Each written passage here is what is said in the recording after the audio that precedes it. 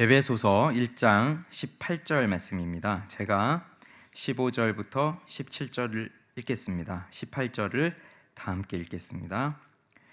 이로 말미암아 주 예수 안에서 너희 믿음과 모든 성도를 향한 사랑을 나도 듣고 내가 기도할 때에 기억하며 너희로 말미암아 감사하기를 그치지 아니하고 우리 주 예수 그리스도의 하나님 영광의 아버지께서 지혜와 계시의 영을 너희에게 주사 하나님을 알게 하시고, 우리 18절 같이 읽습니다. 너희 마음의 눈을 밝히사 그의 부르심의 소망이 무엇이며 성도 안에서 그 기업의 영광의 풍성함이 무엇이며. 아멘. 너희 마음의 눈을 밝히사 그의 부르심의 소망이 무엇이며 성도 안에서 그 기업의 영광의 풍성함이 무엇이며. 잠시 기도하겠습니다. 하나님 감사합니다. 오늘 저녁에도 기도하기 위해 모였습니다. 우리의 기도를 들어주시고 또 우리의 기도를 통해서 우리의 영혼을 살려내시고 또 하나님을 사랑하는 마음을 회복시켜 주시고 이 험한 세상을 살아갈 수 있는 새 힘을 우리 가운데 주시니 감사합니다.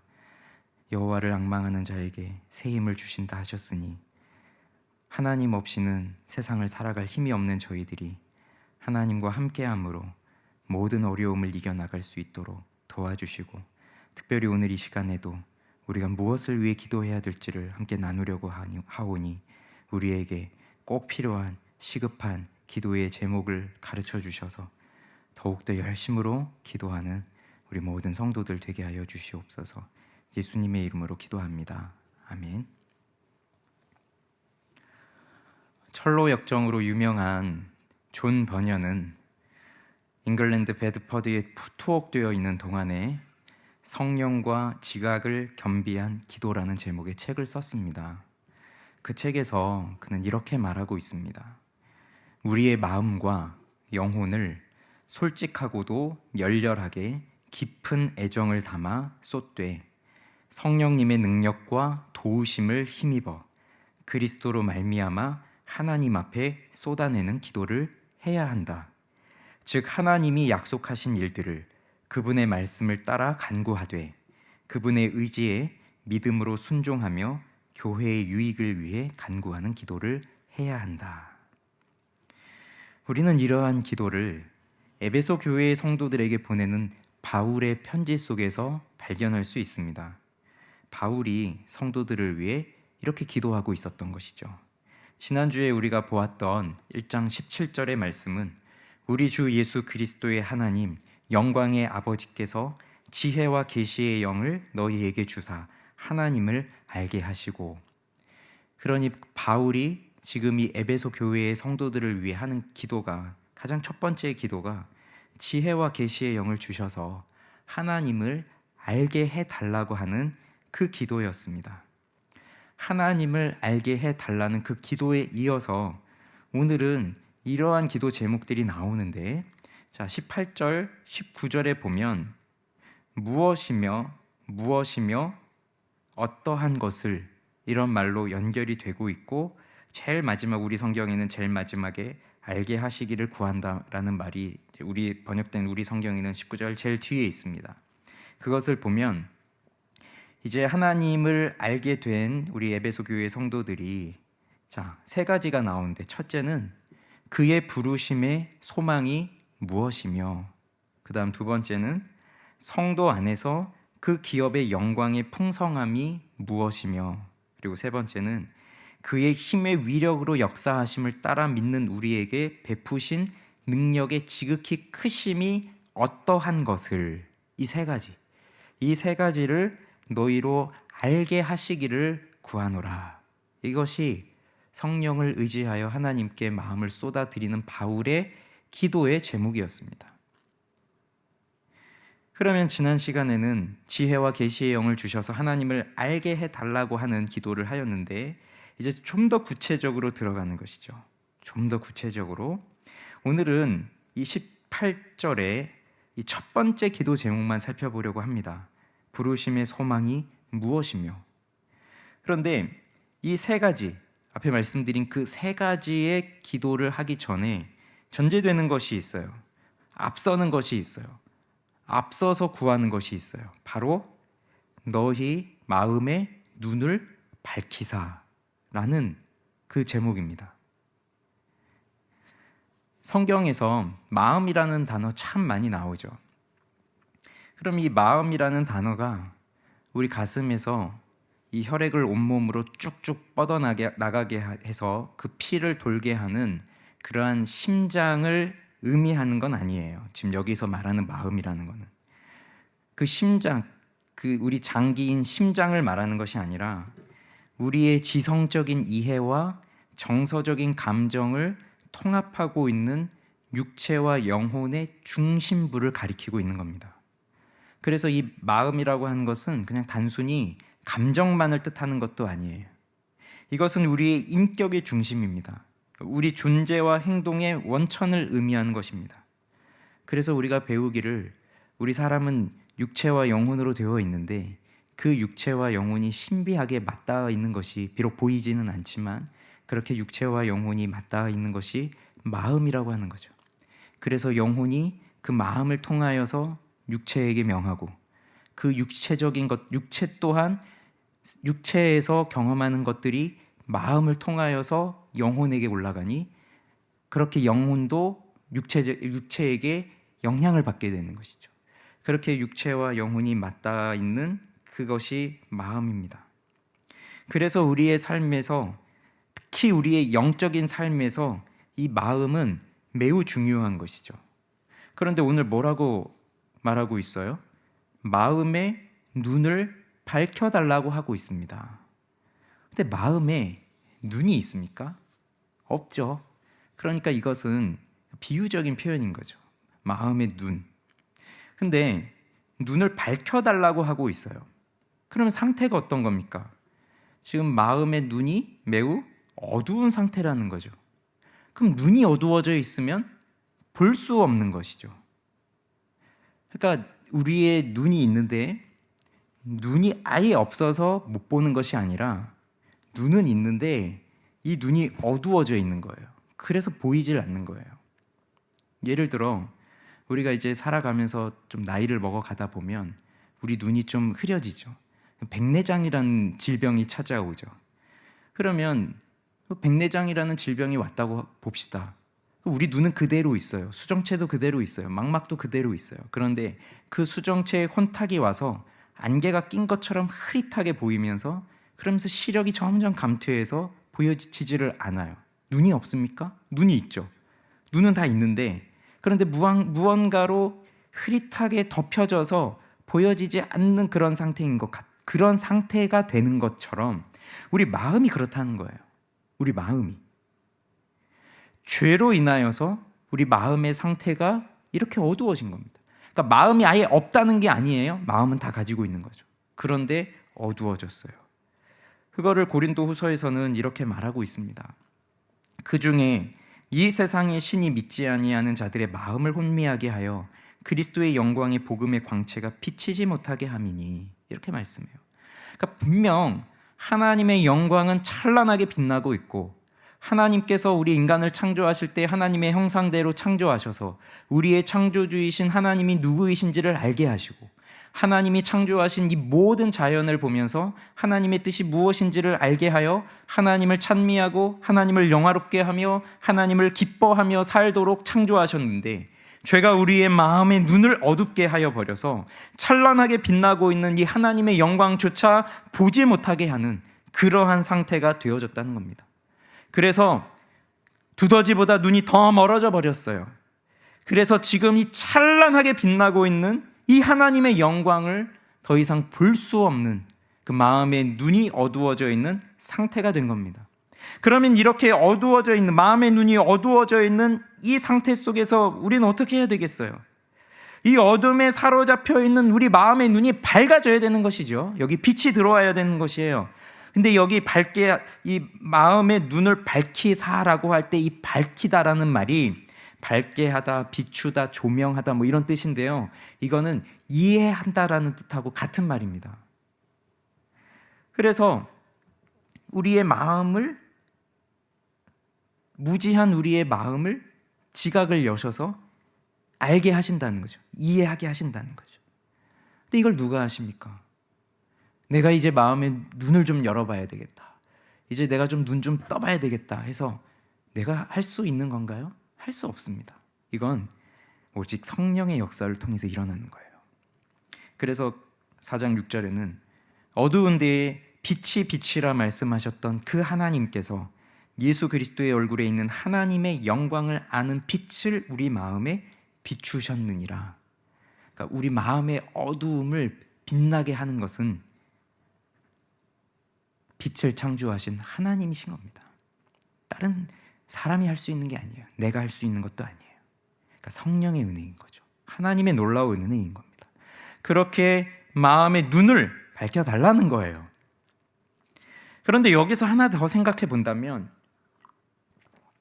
지금 이 편지를 받고 있는 사람들은 불신자들이 아닙니다. 지금 고린도후서 4장 4절에서 말하고 있는 하나님을 믿지 않는 그 마음이 혼미하게 되어 있는 그런 불신자들을 가리키고 있는 것이 아니에요. 지금 이 편지를 받는 사람들은 에베소 교회의 성도들이에요. 그러니 내가 너희를 위해 기도할 때 너희로 말미암아 감사하기를 그치지 않는다라는 이 바울의 말을 보면 이 에베소 교회 성도들이 하나님을 잘 섬기고 있다는 것을 보여주는 겁니다.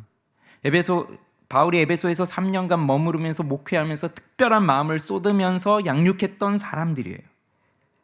자, 이들은 그러니 이미 마음의 눈이 띄어져 있는 사람들인 겁니다. 그런데도 뭐라고 기도하고 있는 거죠? 너희 마음의 눈을 밝혀주사. 그러면 이 기도는 이 그리스도인들, 이미 마음의 눈이 밝아져서 예수 그리스도의 얼굴에 있는 하나님의 영광을 아는 빛을 이미 맛본 사람들을 위하여서 하는 기도인데, 그들을 위하여 이렇게 하는 기도는 이런 이유가 있는 거예요. 우선 첫째는 우리가 이 세상을 살아갈 때 언제나 성령의 조명하는 역사가 반드시 필요하다라는 겁니다. 그러니까 과거에 예수 그리스도를 내 구주로 영접할 때 그때 한번 성령의 조명하심이 필요한 게 아니라 우리가 살아가는 내내 성령의 조명의 역사하심이 필요하다는 것을 이 기도를 통해서 배우게 되는 것이고요. 두 번째는 그래서 하나님을 알아가는 이러한 영적인 지식은 점진적인 거라는 거예요. 그래서 처음 예수 그리스도를 만났을 때 그 지식에만 머물러 있는 것이 아니라 우리가 이렇게 마음의 눈이 밝아져서 점점 더 하나님을 아는 지식으로 점점 자라난다는 거죠. 그렇게 영적인 지식이 점진적으로 자라간다는 겁니다. 그래서 이 기도가 필요한 것인 거예요. 그리고 세 번째는 우리가 끊임없이 우리의 마음의 눈이 열려지도록 끊임없이 기도해야 된다는 것을 우리에게 가르쳐 줍니다. 바울이 이 성도들을 위해서 마음의 눈을 뜨게 해달라고, 밝게 해달라고 기도했던 이 기도는 2000년 전에 에베소 교회 성도들에게만 머물러 있는 기도의 제목이 아니라 오늘 이 시대를 살아가고 있는 우리들에게도 적용되는 기도의 제목이라는 거예요. 그래서 이 마음의 눈을 밝혀달라고 하는 기도는 내가 살아가고 있는 나의 삶의 환경을 바꾸어 달라라고 하는 기도와는 다른 내용입니다.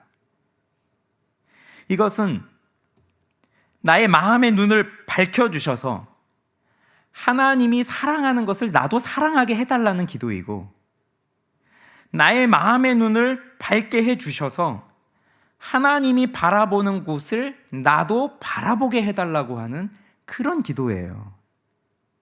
그래서 나의 삶의 환경을 바꿔달라는 기도가 아니라 그 환경을 바라보는 나의 시선을 변화시켜 달라고 하는 그런 내용의 기도입니다. 바울을 보세요. 바울은 지금 감옥에 갇힌 상태에서 이 편지를 쓰고 있어요. 그러면 세상의 관점에서 본다면 감옥에 갇혀 있는 바울은 실패자입니다.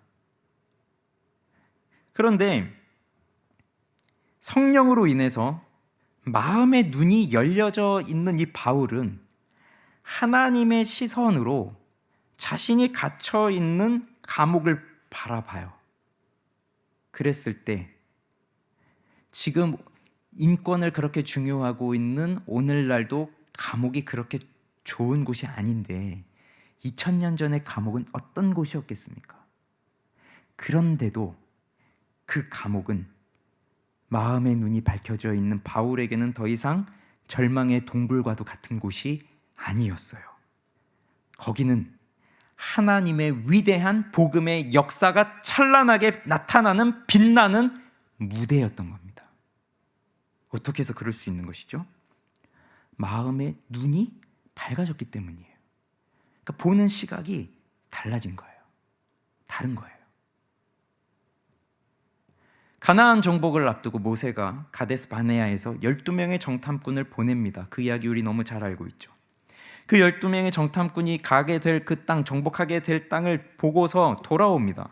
그러고 그런 다음에 그 정탐꾼들이 보고를 하는데 10명의 정탐꾼은 두려움에 빠졌어요. 그 땅은 너무 좋고 열매도 좋고 너무 좋은 땅인데 거기 사는 사람들이 너무 강하다. 우리는 거기 가면 다 죽게 생겼다. 두려움에 사로잡혔습니다. 그래서 우리는 그 땅에 들어갈 수 없을 것이라고 보고합니다. 그렇지만 갈렙과 여호수아는 달랐어요. 갈렙은 그들은 우리의 먹이다. 옛날 개역 한글 성경에는 그들은 우리의 밥이다 이렇게 말하죠. 우리가 그들에게 먹히는 것이 아니라 그들이 우리의 밥이고 그들이 우리의 먹이다. 왜요? 여호와께서 우리와 함께 계시니 그들을 두려워하지 말자. 이게 갈렙의 시선이었어요. 10명은 그 시선이 없기 때문에, 그 마음의 눈이 밝혀져 있지 않기 때문에 그 자기의 눈으로 쳐다보니 거기 들어가면 죽게 생겼습니다. 그러니 두려움에 빠졌습니다. 그러나 갈렙과 여호수아는 그 마음의 눈이 밝혀져 있으니 하나님이 함께 하시는 것을 그는 굳게 믿었고, 하나님이 이 땅을 주시겠다고 약속하신 것을 굳게 신뢰하고 있으니 아무리 그들이 우리보다 키가 크고 우리보다 강한 무기를 갖고 있고 우리보다 강한 힘을 가지고 있다 할지라도 하나님이 함께 하시니 그들은 우리의 먹이다. 두려워하지 말자. 이것이 마음의 눈이 밝혀져 있는 사람들의 마음이에요. 무슨 차이입니까? 그 두려움에 빠져 있었던 10명과 이 갈렙과 여호수아의 차이가 무엇입니까? 마음의 눈이 밝아져 있느냐 그렇지 않느냐였던 거예요. 아람 왕이 엘리사를 잡기 위해서 많은 군대를 보냈어요. 엘리사의 사환이 보니 그 아람 군대가 포위하고 있는 것을 보고 두려움에 빠졌습니다. 그때 엘리사가 사환에게 두려워하지 말라라고 하면서 이렇게 기도해요. 열왕기하 6장 17절에 기도하여 이르되 여호와여 원하건대 그의 눈을 열어서 보게 하옵소서 하니 여호와께서 그 청년의 눈을 여심해 그가 보니 불말과 불병거가 산에 가득하여 엘리사를 둘렀더라. 그 눈이 띄어지기 전에는 아람 군대가 너무 많아서 이제 우리 죽었다 이거였어요. 그러나 하나님이 그 눈을 뜨게 하여 주셨더니 그 아람 군대보다 더 강력한 하나님의 불말과 불병거가 산에 가득하여 엘리사를 두르고 있는 것을 보았습니다. 그것을 보니 두려움이 사라지는 것이죠. 하나님이 함께 하시는구나. 이렇게 마음의 눈을 밝게 해달라라는 관점으로 기도하게 될 때, 그래서 마음의 눈이 밝아지게 될 때, 그때 그의 부르심의 소망이 무엇인지를 알게 되는 것입니다. 하나님은 우리를 부르셨습니다. 복음으로 우리를 부르셨습니다. 보이지는 않지만 하나님은 끊임없이 우리를 하나님의 손길로 인도하고 계십니다. 그 부르심의 소망, 그것이 무엇인지를 알게 해달라 기도합니다. 부르심의 소망을 안다는 것은 하나님이 우리를 부르셨다는 그 사실을 굳게 확신한다는 것입니다. 우리의 구원의 시작은 하나님의 예정과 하나님의 부르심으로부터 시작이 됩니다. 우리 하나님께서는 우리 주님의 그 기쁘신 뜻을 따라 그 주님의 주권대로 우리를 이미 창세 전에 선택하셨고 우리를 구원하기로 예정하셨고, 그리고 우리를 주님의 말씀으로 불러내 주셨습니다.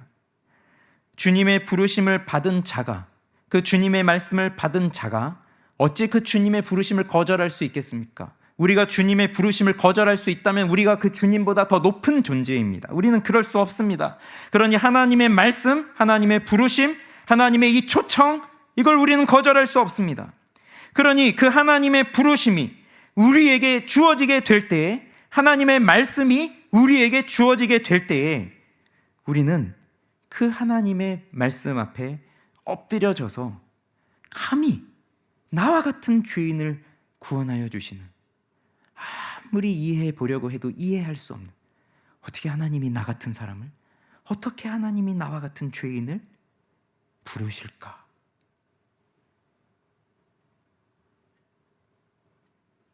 그 이해할 수 없는 그 하나님의 사랑에 감격할 뿐이에요. 감사하면서. 그런데 이러한 감격이 흔들리기 마련입니다. 흔들려요. 계속 있지 않아요. 우리의 원수가, 우리의 원수 마귀가 우리 믿음을 계속 흔드는 거죠. 또 우리가 살아가고 있는 이 삶의 환경이, 나는 그러려고 하지 않는데 내가 살아가고 있는 삶의 환경이 나의 마음을 막 요동치게 막 하고 있는 거예요.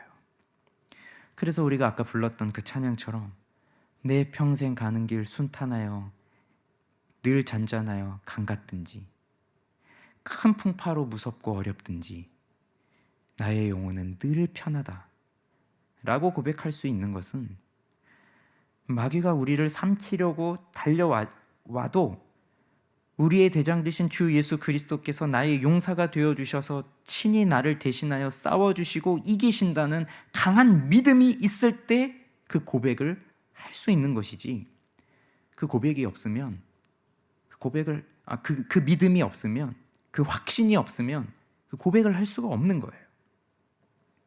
그래서 우리는 하나님의 말씀을 분명하게 알고 그 하나님의 약속을 반드시 붙들어야 됩니다.